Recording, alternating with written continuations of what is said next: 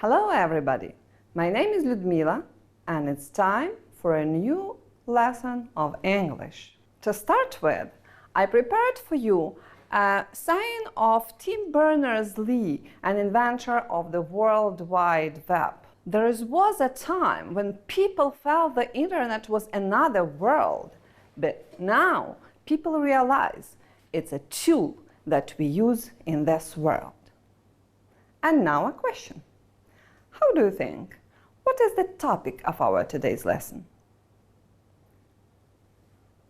Okay, internet, not really.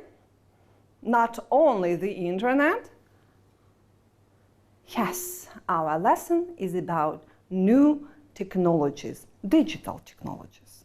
By the end of our lesson, you will be able to tell about digital technologies using new vocabulary and write about future using proper grammar structures.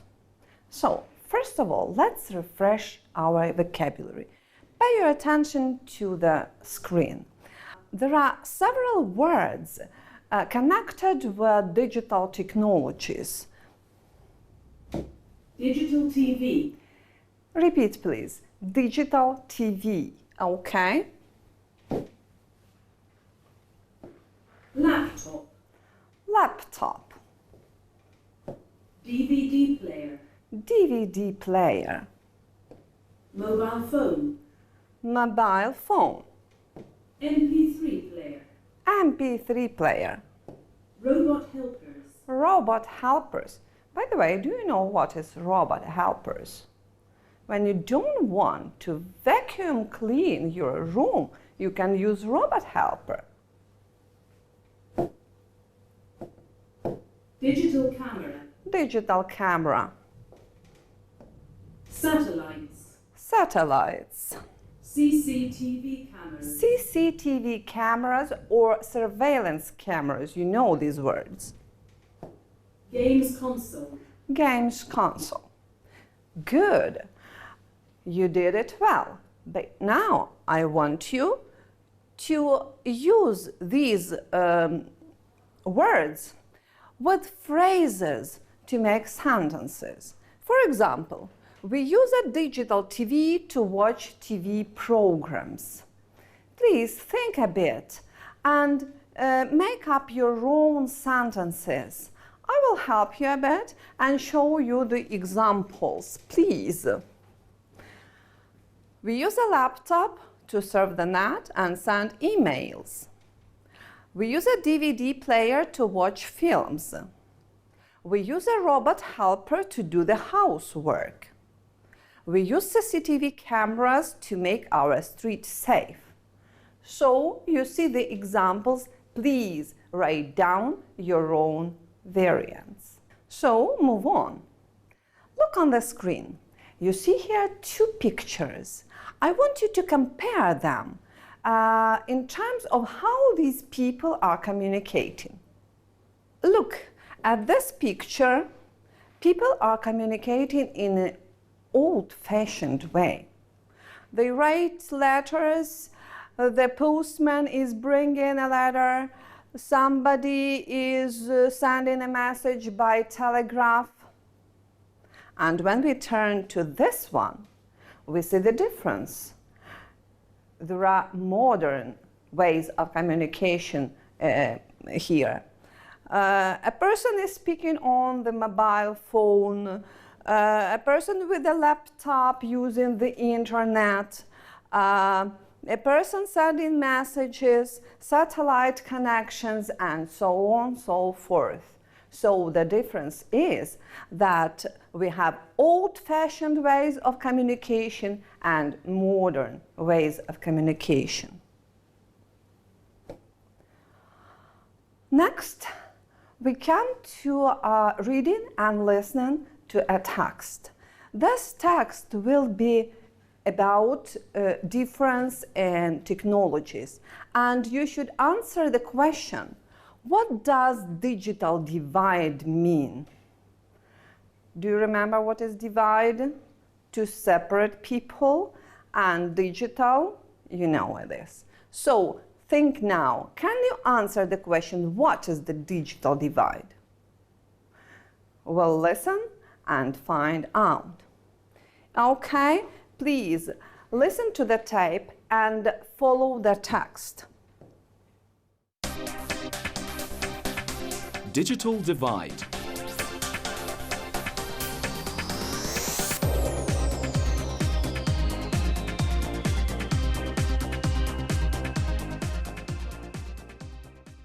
What are you going to do today?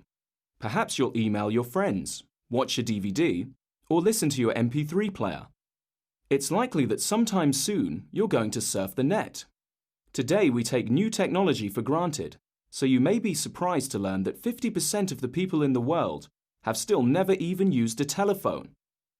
There is a huge gap between those who have access to new technology and those who don't. It is called the digital divide. The truth is that fewer than 17% of the people in the world can actually use the internet.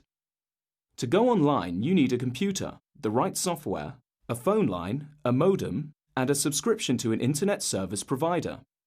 These aren't cheap, and a lot of people, especially in poor countries, just can't afford them. Then there's the language barrier. 4/5 of all websites are in English, and many people around the world cannot even read or write in their own language, let alone a foreign language. If people can't read, it will be hard to teach them how to use a computer. The technology gap also exists simply because many people do not understand how technology can help them. They have an old-fashioned way of thinking and cannot imagine the difference technology will make to their lives. Education is the key. Governments, IT industries, and educational institutions should work together to educate people and train them, and at the same time, introduce local languages into computer usage. When we bridge the digital divide, then everyone will have equal opportunities and the power that technology brings. Facts. Only 3.6% of nearly 1 billion people in Africa have internet access. 0.1% of these have broadband. Almost 70% of the people in North America have internet access. Africa, parts of Asia, South America, and the Middle East are the least connected. 77% of the world's population has access to a mobile phone network. 56.5% of the world's population live in Asia, but only 10% of them have internet access. Okay, you listened carefully, and now can you answer the question, what is the digital divide? Okay, right you are. Digital divide. It's the gap between those who have access to new technology and those who don't. And we call it digital divide. By the way, pay attention to percents represented in the text. 3.6, 0.1, 77%, 56.5, 10%. Are you through? I think yes. And now, let's start working with the text. I ask you to ask and answer the questions on the text. Are you ready? Please. There are examples. How many people have never used a telephone? Remember about percents? 50% of the people in the world. How many people can use the internet? Fewer than 17% of the people in the world. You have the example, and you may continue this work at home. I hope everything will be okay. The next one, we should summarize the text. We have a word list with the phrases from the text. First of all, you should understand all of them, and I hope you do, but there are several expressions we need to explain. For example, what does it mean to take new technology for granted? It means that you don't value the benefit of new technology. What is a huge gap? It's a big difference. Speaking about use of the internet, go online, you know it, a phone line, a modem, what is the right software as appropriate computer programs. What is a subscription? Subscription as money you pay to receive a service. What does it mean can't afford? Not have enough money for something. If you have enough money, you can afford it. If you haven't, you can't afford it. What is a technology gap? It's the difference between those who do and don't have access to new technology. And what does it mean to bridge the digital divide? It means to make the gap between those who have access to new technology and those who don't smaller. And the last one, equal opportunities. Equal opportunities means same chances. So, to tell the story, use please this word list. I'll show you how to do it. Today, many people take new technology for granted, but there is a huge gap between those who have access to new technology and those who haven't. To use the internet and go online, you need a computer, the right software, a phone line, a modem, a subscription to an internet provider. A lot of people can't afford it. There is also a language barrier existing. Most websites are in English. There is also a technology gap because many people have an old-fashioned way of thinking. Governments and educational institutions should work together to educate people and introduce local languages into computer using. When we bridge the digital divide, people will have equal opportunities and the power that information will give. Okay.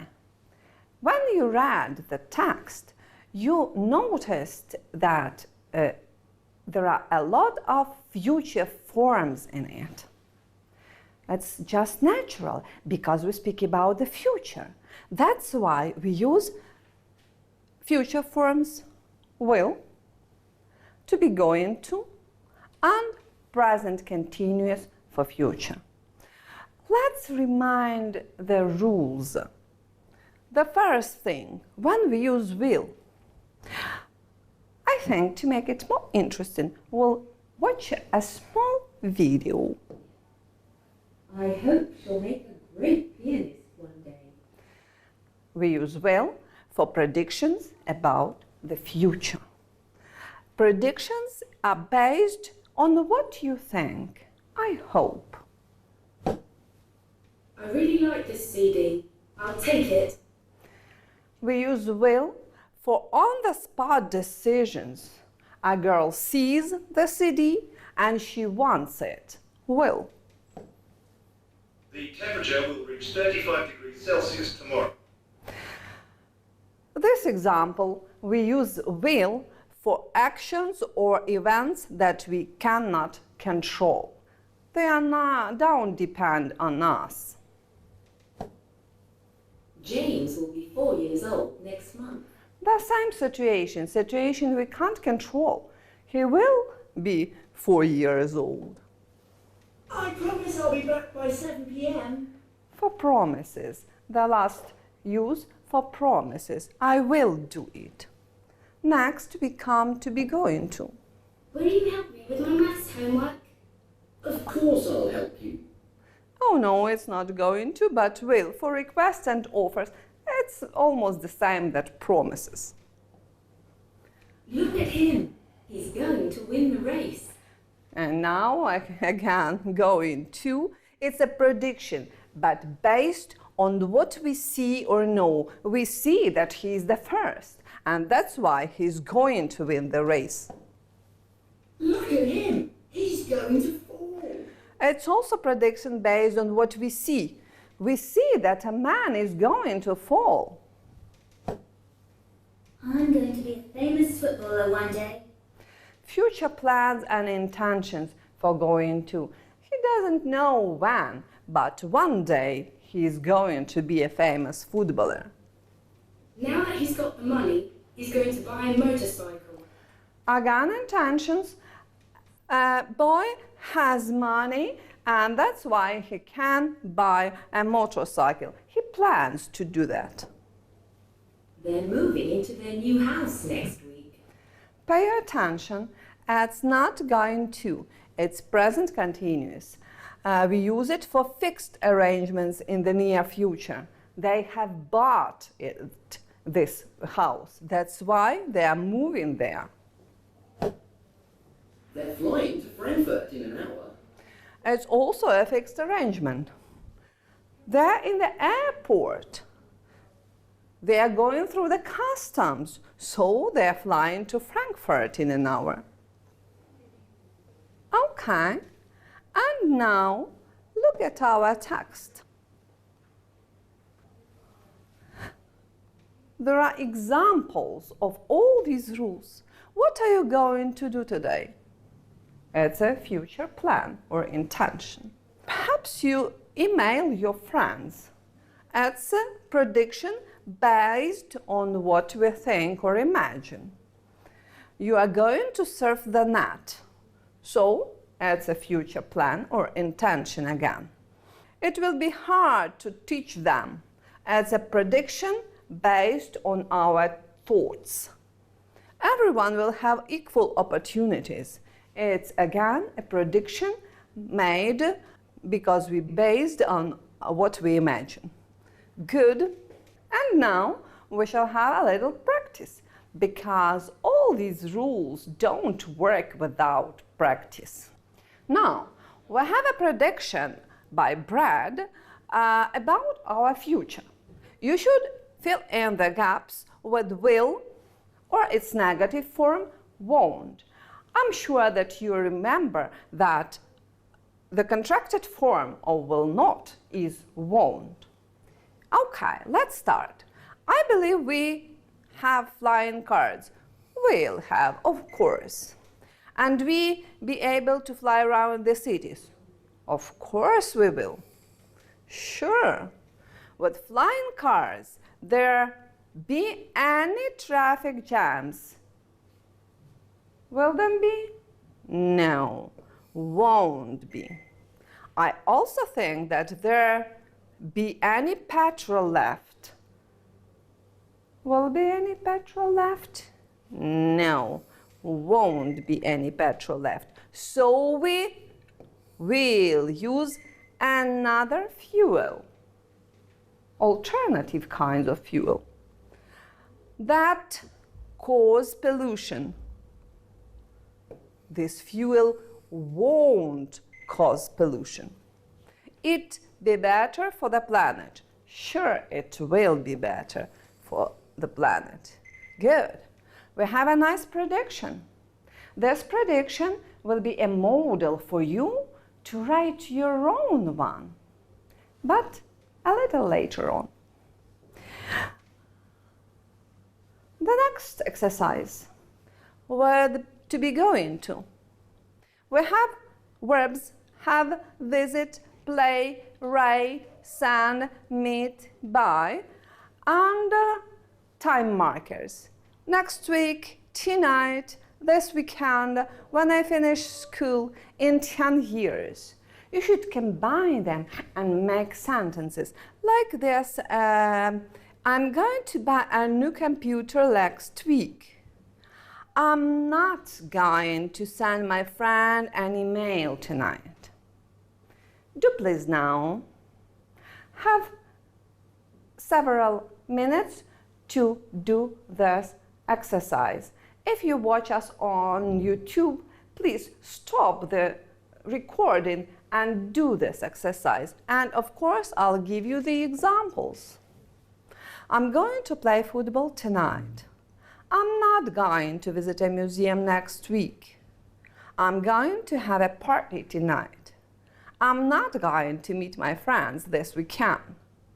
I'm going to buy a car when I finish school. Your variants, please. Okay, we have one more structure to use. It's present continuous. All the same that we're going to, but it's a fixed arrangement when you are sure you will do that. Again, the same verbs, but a bit another form. Are you meeting your friends this weekend? Yes, I am, if you are going to meet them. And no, I am not, if you haven't got an arrangement. Here we have the examples. Are you playing football this weekend? Yes, I am. Or negative. No, I'm not. Are you visiting a museum this weekend? Yes, I am. Or no, I am not. Are you having a party this weekend? Yes, I am. No, I am not. Please write down your own variants. And now we have a very nice exercise where you should distinguish between will or to be going to. So don't forget that if you have an on-the-spot decision, if you have prediction based on your own thoughts, if you have a promise, it will be will. And if you have plans or intentions or predictions made based on what you see and what you know, this will be to be going to. Let's try. I think I email my friend tonight. I think it's based on your own thoughts, so it's will.